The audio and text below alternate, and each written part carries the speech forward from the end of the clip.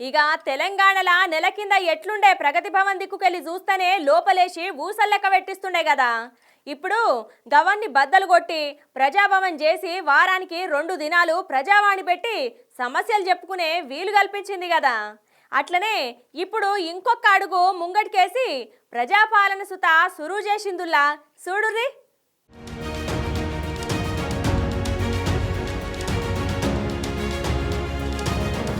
ఇక తెలంగాణలో కాంగ్రెస్ ప్రభుత్వం ముందుగాలిచ్చిన మాట లెక్క ప్రకారమే 6 గ్యారెంటీలను అమలు చేయనికే చూస్తాందుల్లా.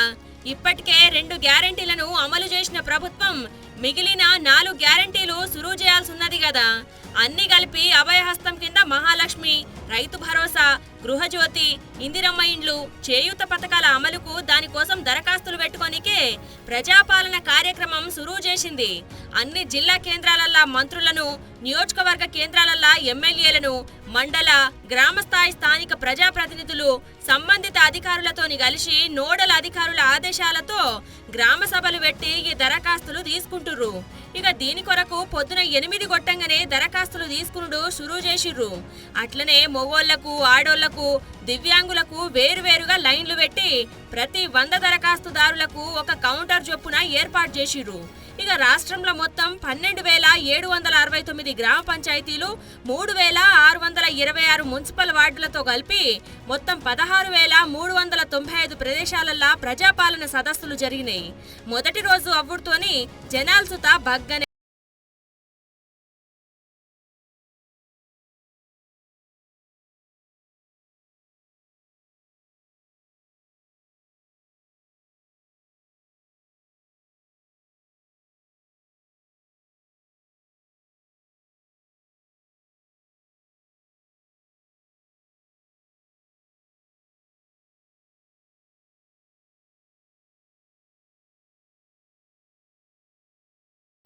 ఆత్రమాత్రం ఆగమాగం కాకుర్రి. ఇంకా వారం రోజులు టైం ఉన్నది. జర అన్ని చూసుకొని నింపు రక్కలు, మళ్ళా చెప్పలేదు అనొద్దు. మరి ప్రజలందరినీ కూడా కోరుతా ఉన్నాం.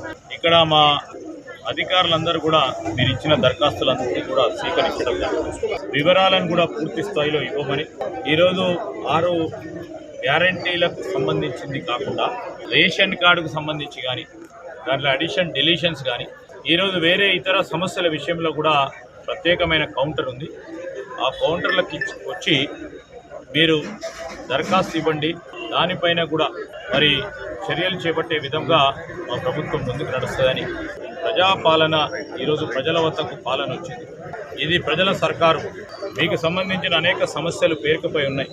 సమస్యలన్నింటినీ కూడా పరిష్కారం చేయాలని యోచనతో మరి ముఖ్యమంత్రి రేవంత్ రెడ్డి గారు మా కాంగ్రెస్ పార్టీ ప్రభుత్వం ముందుండి నడవాలని ఈ ప్రజాపాలన కార్యక్రమాన్ని మొదలుపెట్టి ప్రజలకి సంబంధించిన పేద వర్గాలకు సంబంధించిన మధ్యతరగతి కుటుంబాలకు సంబంధించినటువంటి ఈ పథకాలు ప్రజలకు అందించడం కోసం ఈరోజు కాంగ్రెస్ పార్టీ అంకిత భావంతో ఈ ఇందిరమ్మ రాజ్యం ఈరోజు అప్లికేషన్ ప్రభుత్వం మీ దగ్గర అప్లికేషన్లు తీసుకొని వాటి అమలు చేయటం కోసం ఏర్పాటు చేసుకున్నటువంటి కార్యక్రమం.